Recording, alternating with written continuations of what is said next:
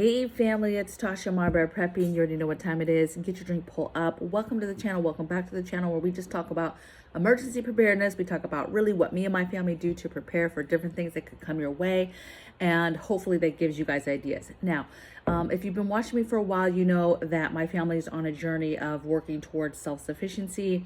And also, more importantly, recently, we've really been working on buying things. What are we buying? What is in it? Ingredients that are in products, whether it's in hygiene product, whether it's a cleaning product, whether it's something that we eat. And so we've been looking at ingredients more and taking out things that are bad for us, preservative filled, chemical filled. Now, yesterday's video, I mentioned this, and a few of you did hit me up and ask me, hey, can you give us a list of things that you guys have deleted and stopped doing? Now, there's a lot of things when it comes to preservatives and chemicals that we just stopped doing on the GP, right? Especially for preservatives, which is bad for you. So obviously, we started cutting more of our junk food, our chips, our go-to stuff, cookies, things like that. But outside of that, there's preparedness type items, there's preparedness type foods, there's foods that preppers do tend to prep a lot of, right, because of their ease. And some of those things we have gone away from. And it's really changed the game as far as me in regards to stockpiling, because I no longer just go get food or go get products and just go like a little squirrel and stockpile. I'm stockpiling more of whole ingredients, whole foods that yes, you would have to cook and make a recipe and put together and make something. Is that a little bit more difficult for some people? Yes, especially if you're not a cook, you never learned to cook, or you don't cook on a regular basis. But that's how my prepping and when I'm going shopping, how that's changed. It's changed to bulk. It's changed to whole ingredients, whole foods, instead of these prepackaged, ready to go meals.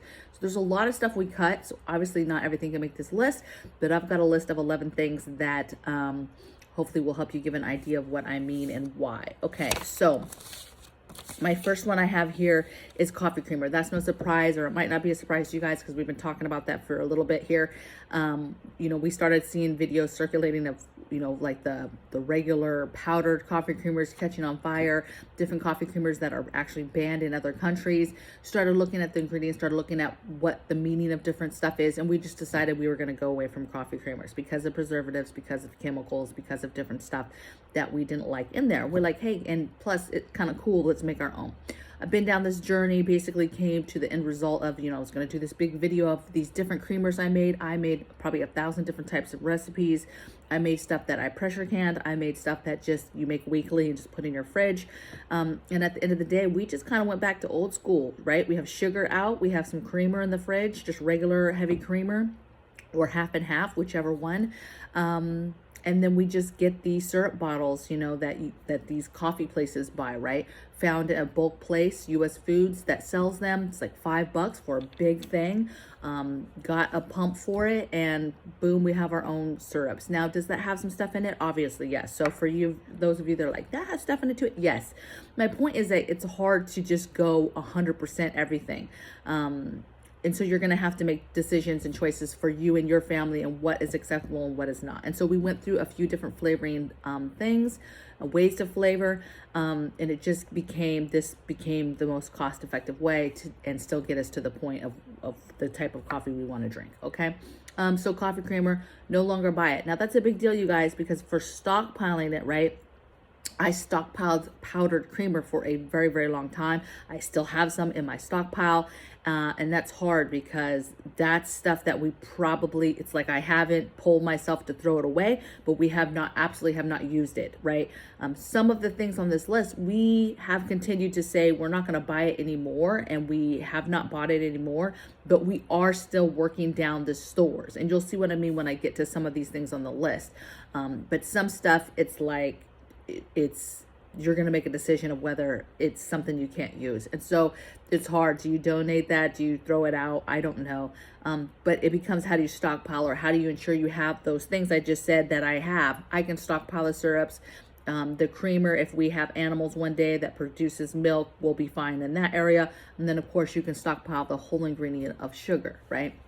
So in theory, you're good to go as far as the future, and being able to still have coffee creamer. Next thing I have is RiceARoni packages.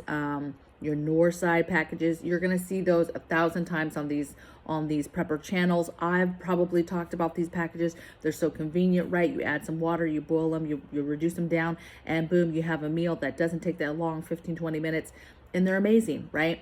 The problem is, and a lot of people say, well, you're probably not doing it because of the sodium content and all this stuff, but it's really not. It's all the extra stuff in these packages that is just unnecessary. Yes, it's the sodium, but it's so much more. There's so much more being put into the food that is an imperative that we get away from pre-packaged food. And this is the epitome of pre-packaged food, okay? And so although it is convenient, I'm much more of a fan of you get whole freeze-dried dry ingredients and make packages, right? Make little meals that are ready to go. Me and my sister, just a few weeks back, probably a month ago, maybe a month and a half ago, we made freeze-dried beef RiceARoni meals. So they're in a jar. It's beef RiceARoni. It's ready to go. All the ingredients in the jar are freeze-dried. You literally dump the jar out, cook it. So same ease as far as, but it's whole ingredients, right? You know, it's whatever seasonings we put in it. You can go buy a recipe or you can add stuff as you go the way you like it. So much better, know exactly what is in that, right? And it's not always a matter of how much sugar. Oh, I'm trying to go away from sugar, or I'm trying to go away from salt. In this instance, a lot of the decisions we're making is deliberately about the preservatives and the chemicals and other things that are being put in our products to make them simply last longer, or to look a certain way on the shelf, to have a certain color, a certain tint, to have a certain texture, right? And it's not even necessarily needed, you know, for us to be able to eat it. It's just to make it look pretty for marketing and to make it last longer as it travels and all this stuff, right? Which in the end is not good for us. So we no longer buy these sides. We make stuff, okay? Next thing I have is seed oils. All the oils are bad for you, okay? My family has transitioned to olive oil, but I have a list. Maybe I can try to find this list, you guys, but even olive oils, you can't just say, oh, it's an olive oil and it's safe. There is a ton of the really popular olive oils that are bad for you, that have other stuff in there, hidden in there, that they're not telling you about. I got this secret squirrel, screenshot of good olive oils, if you will, that we've been going by, and then avocado oil. Coconut oil, I know a lot of people use. It's a little controversy. We don't do it. We're doing straight avocado oil, or you could make, lard, tallow, all that stuff, right? Have that, your bacon grease, whatever it is you're going to use, whatever fat you're going to use, butter that you preserved.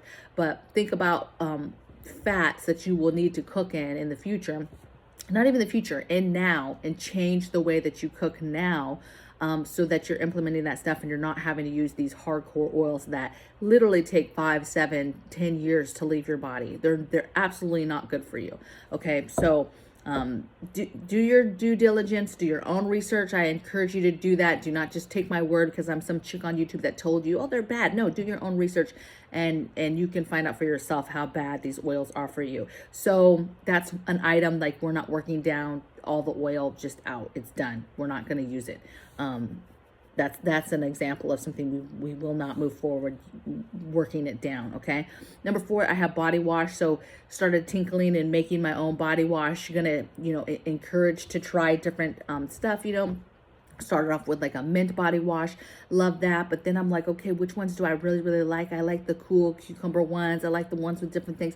So I'm going to play around with my essential oils and just different things. I can infuse stuff from herbs in my garden, which is how I did the mint one. So just playing around with that and figuring that out to make more of a holistic natural product. Is there natural products that you can buy out there? Absolutely.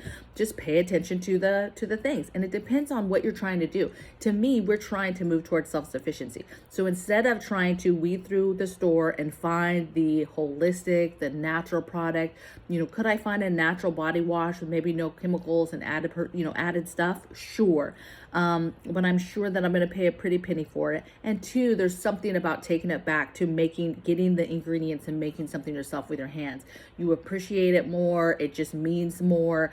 And you now know how to do that. It's a skill set that you now know how to do. Okay. Number 5 I have is liquid laundry detergent. No longer buy that. We're still working down a couple bottles when I have like a really, really heavy soiled, load, right? But outside of that, we are going to our Earth Breeze sheets. We're using those, and we're using, we're using the liquid. Oh, and then just the extra stuff you need depending on the load, like the bleach. We're still using bleach, unfortunately, for my whites. I love the smell of bleach on my whites. I know it's much harder on your clothes, but I probably would never go away from that. That's, again, you're going to decide for your family what you want to do. A lot of people would be like, it's so harsh. I would not use, I would get rid of bleach. For me, I just love the smell of it, and I love it. And then, of course, having baking soda or vinegar. Again, whole products that can help you and assist you with laundry. Should you have something that's heavily soiled, urine smells, stuff that's super, super stained or super, super strong smells that you're trying to get out, there is whole stuff that will work in your household without having to get these heavily treated, heavily chemically treated liquid detergents, okay? And there's all types of recipes out there. Again, you can make stuff. There's a dry powdered recipes out there for laundry. Do what you want to do to your heart's content, but we're going away from the liquid laundry soap. Next thing I have, number 6, is store-bought eggs. That might be a no-brainer for some people. Obviously, we have chickens, so we're not buying store-bought eggs anymore. We haven't since we got the chickens and started getting eggs. And of course, we plan to incorporate other animals that are egg layers, so we'll have a variety of eggs in our household. But we are getting plenty right now. I've already water glassed several times now, and so it's great. And we've done big recipes that take a lot of eggs, and we've never had a problem, right, so far, of running out of eggs. And I only have 3 chickens, and only 2 of them, baby, are laying, okay? But they lay consistently, and so they're really working out for our family. Okay, number 7 thing I have is condiments. Now, this is an example of one that we are still working down. So we still have ketchup, we still have mustard, barbecue sauce. So we're working those things down, but we're making those things. We're starting to take those recipes and make them. So making ketchup, making mustards, various recipes on the website, various stuff that you can make, right? That you just make and put in your fridge. And then there's recipes that you could make and then water bathe or can so that you can make it shelf stable. So just take a look at the recipes out there, take a look what's out there, take a look at what you and your family do for condiments, how you would be able to make that, right? Some of our family eats mayonnaise, some of us doesn't. How do you make mayonnaise? Mayonnaise is actually pretty easy. It's just a couple ingredients. And so teaching yourself how to do these things so that you do not have to buy the products. Now, again, some people would say, hey, but you're eating those down, but they have preservatives in them, right? I got you. But I have a lot of condiments, right? And so we're working those down, but we're making them as well. And we're going to move forward with that. Have not bought them, won't buy them ever again. Moving forward with a new thought process as far as condiments. Next thing I have is canned soup. So I'm still a very, very big fan, don't get me wrong, of canned items. I'm a big fan of canned meat still. I'm a big fan of canned vegetables. Huge fan, right? But I have gone away from canned soups. We have not bought canned soups for a while. And hubby, this was like his go-to, especially on the weekends. He's doing a project, he's doing something, he wants something really quick. Maybe he grabs a sandwich, but maybe he grabs some soup. And so he loved his lentils and his split pea soups, and he loved that stuff, right? And I stopped buying them, right? And so all that happens is we didn't go away from having soups. It's just that you're making those soups homemade. Obviously, by making them homemade, you know exactly what's going into the recipe. You can make it shelf stable, right? And get that on the shelf and be good to go, okay? So, you just have to change the game. It's more than, yeah, there's preservatives, but there's a bunch of other stuff in there. And just overall, making homemade soups is 10 times healthier for you than buying soup. So it's just one of those things that's canned that we just decided to go away from. Number 9 I have is bagged popcorn. So we eat a lot of popcorn. That's kind of a go-to snack. Not all the time, but enough, right? Well, we stopped buying that. We bought the whole kernels. We went back to popping it like normal. Again, this is fun because it's a fun thing. We got a cool popcorn machine maker. I don't know if you can see it behind me. No, it's way back there. We got a cool popcorn, old school popcorn machine maker. Plus, we started showing the kids how to make it over the, over the stove. And so that will be fun, and it will be something that they will understand, that how we can still make it even in a grid down situation, right? That you don't need a microwave, you don't need power to be able to do it. And it's a cool snack, it's fun. And so it's just a fun thing that I put on this list here that we have switched to. Okay, so no more bag popcorn. We just do kernels and buy whatever we want to put on it. Okay, number 10 I have is gummy vitamins. Really gummy anything. We don't get fruit snacks anymore. We don't get gummy bears anymore. Anything that's a gummy type situation. Gummy vitamins, gummy pills, gummy medicines, none of that stuff. First of all, the potency is way, way lower. Are some of them higher than others? True, but I mean, for you to spend the money to try to figure that out, but they've never, ever, ever worked for our family as far as being as potent as just the real thing. So spend the money. Importantly, plus they don't keep well. It's not like you can get those and stockpile those on your shelf for years and years and years. You can do that with vitamins. You can't do that with a gummy, okay? So all of gummy products we got rid of, to include snacks, like the fruit snacks, all that stuff, right? Tons of recipes you can do for holistic fruit roll-ups, all types of stuff. But the store-bought gummy, nope, no longer. Kids are upset, but no longer, right? You just got to be fun and come up with other stuff. And then my last thing is paper towels. I think I've talked about this before, but paper towels, we've basically replaced. Now, I still have, because I was stockpiled, I still have some lingering paper towels that when people are coming over, I still pull out just for convenience of like, okay, they can see that. But I have these baskets all around the house that are a little wicker basket, and it has, a stack of folded, what do you call them, washcloths in there. And that is what we use for everyday cleanups, everyday messes, everyday, need to just grab something to use it as a napkin and for eating. And that's what we use, right? And a lot of people be like, well, that's just more laundry, but it really isn't, right? Unless you have a very, very large family and they are like just grabbers like crazy of those things. But to me, you just got to train them on, hey, stop grabbing all these every 2 seconds, right? Reuse them, because that's the beauty of them too, is they're very easy to, you grab a washcloth to clean something up. You don't necessarily have to just throw that in the laundry now, depending on what it was you used it for. You can essentially reuse it for a lot of different things. Keep using it throughout the day, and you're not just grabbing another one. Where paper towels, that's what we tend to do. We just grab, throw. And you could say all day, oh, I'll reuse them. But the majority of us do not reuse paper towels once we use them, okay? So that's my list. That's my list of 11. I would love to hear in the comments your guys' thoughts on this list. What's your thoughts on things that you guys have given up, why you have given it up? Put it in the comments, share it with the group. It helps give people ideas who are trying to downsize, downplay, figure out the things that they want to get out of their lives, whether it's because of its preservatives filled, it's chemicals filled, they're just trying to change, they're trying to move towards self-sufficiency, whatever the reason, share it, because knowledge is power, baby. So you guys be well. I hope you guys have a blessed day, and I will see you guys tomorrow on the next video. Take care. Bye.